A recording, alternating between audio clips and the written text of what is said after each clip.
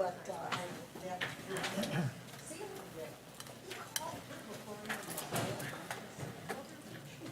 Okay, thank you for your patience. We're back in open session, and I believe we have a motion to be put on the floor. We do. After negotiation, I will make a motion that we direct staff to sell the entire parcel to the proposer for $25,000.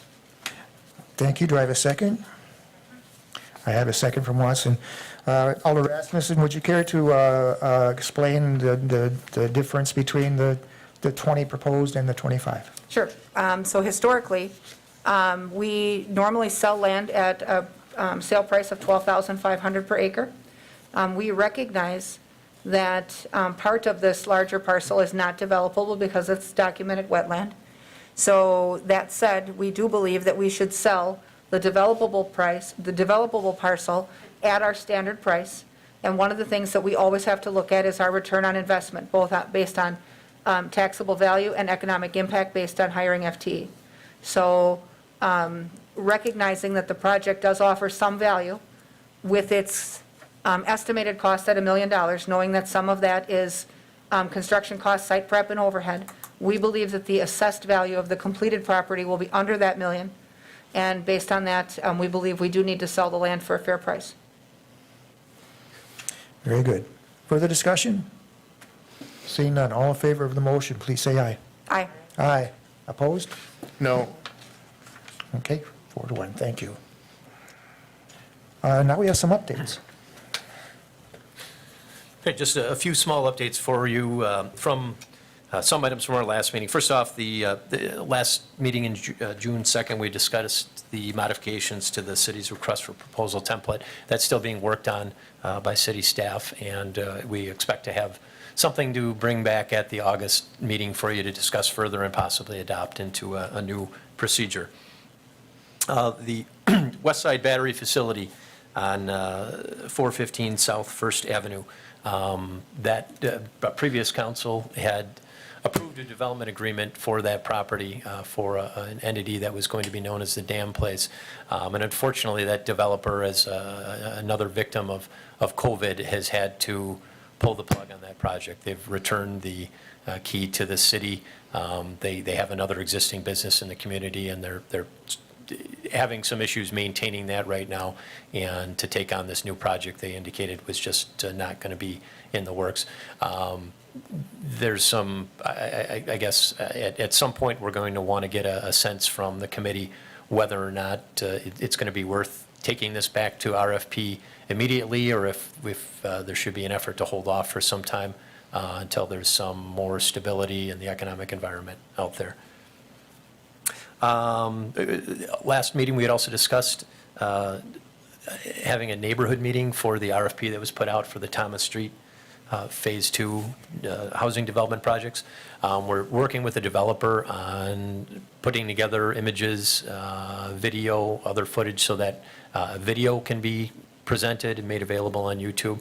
Right now, that's looking to be the best possible way to provide some community engagement, short of putting a meeting together.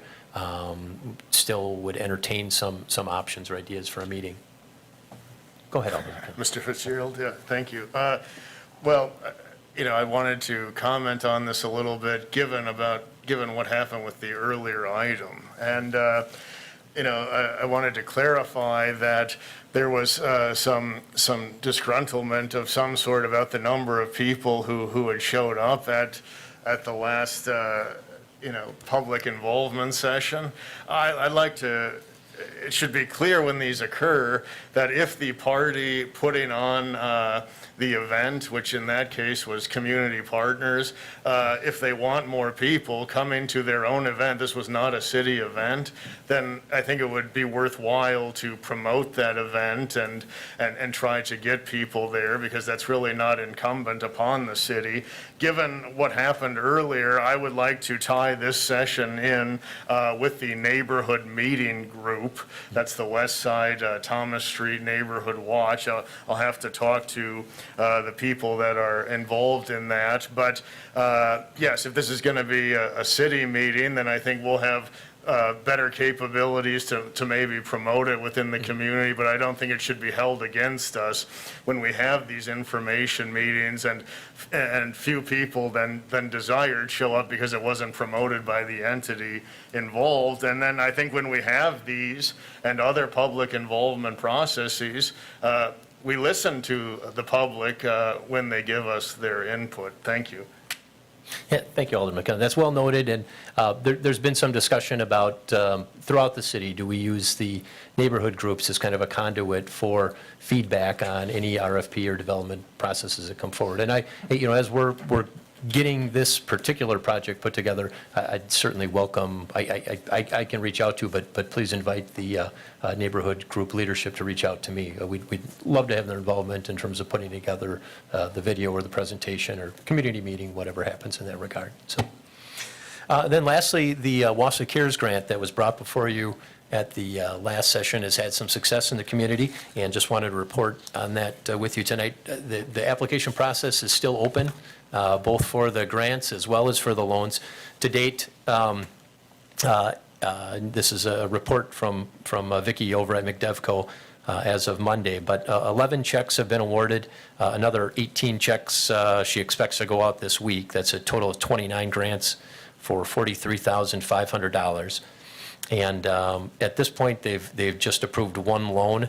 There are 3 loan requests that are in process with McDevco's loan committee right now.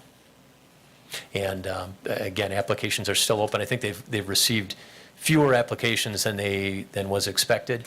The intent was to give out all of the money, and money is still available. And we've been continuing to steer businesses in the community that suffered during the COVID area and are still suffering in terms of their recovery and in reemergence to apply for these loans. All right, thank you, Sean. Alder Rasmussen. Thank you. I have just one comment. We had talked about trying to find a way to get information out to people, and the neighborhood groups have largely been on hiatus based on COVID. They've been trying not to gather in enclosed spaces where they normally meet. If we want to, though, engage our neighborhood groups to participate in some type of a meeting like we do with this blanket proposal or whatever, could we encourage that neighborhood group, at least for the short term, to try to pick an outdoor venue? Where, we had talked about even maybe having an outdoor meeting on the remnant parcels where people could see where it's going to be. Or, whether they use Riverside Park or 3M Park or whatever they do. If the neighborhood group isn't comfortable gathering, we could host something else. I think in terms of public engagement, we've always had better luck getting people to participate if you take your show to them versus expecting them to come here. And so, even though City Hall's always available, at least in my neighborhood, we had great feedback with the water plant discussions, having the meetings at NTC, which was right where the people live. So could we pick a spot in Tom's area and try to host something outdoor, whether it's with the neighborhood group or not?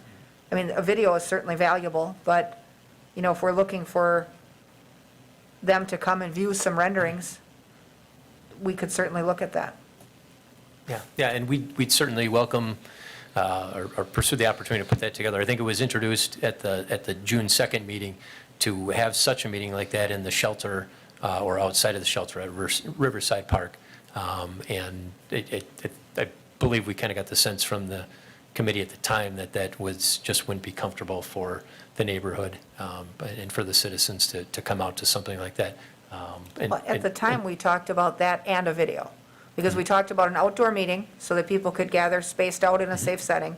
And then the mayor suggested that perhaps we would make a video that we could either put on the website or put on our Facebook or whatever. And I think we all agreed we liked both ideas. But we need to pull something together. I mean, obviously that's weather dependent, but if you have a park that has a decent shelter, even if it rains, you can kind of get people out of the weather a little bit without being indoors. Yep. Right. Very good, thank you. Well, that concludes our agenda. I'd entertain a motion to adjourn. Mr. Killian, second. Watson, all in favor, please say aye.